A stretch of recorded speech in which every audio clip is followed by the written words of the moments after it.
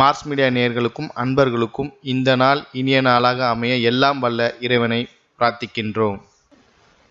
இந்த சேனல் உங்களுக்கு பிடிச்சிருந்தா மறக்காம சப்ஸ்கிரைப் பண்ணுங்க, ஷேர் பண்ணுங்க, லைக் பண்ணுங்க, கமெண்ட் பண்ணுங்க. அன்பான மகர ராசி நேயர்களே, உங்கள் ராசிக்கு விரயஸ்தானமான 12ஆம் வீட்டில் 4 கிரகங்கள் இணைவது செலவுகளையும் அலைச்சல்களையும் அதிகரிக்கும்.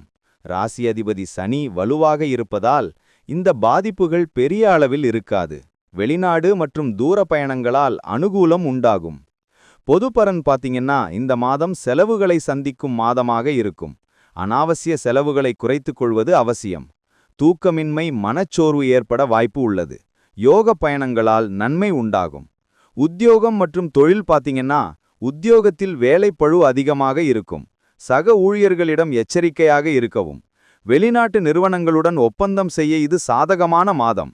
பொருளாதாரம் மற்றும் நிதி பாத்தீங்கன்னா விரயச் செலவுகள் அதிகமாக இருக்கும். மருத்துவ செலவுகள் அல்லது சுப செலவுகள் ஏற்படலாம். கடன் வாங்குவதை தவிர்க்கவும். பணப்பரிமாற்றங்களில் கவனம் தேவை.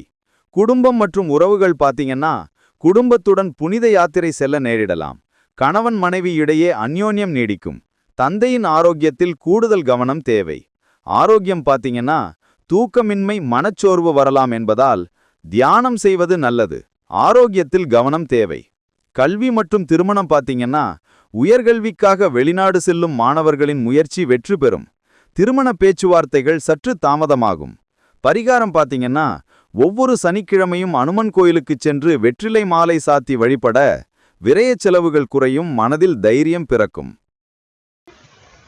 இந்த சேனல் உங்களுக்கு பிடிச்சிருந்தா மறக்காம சப்ஸ்கிரைப்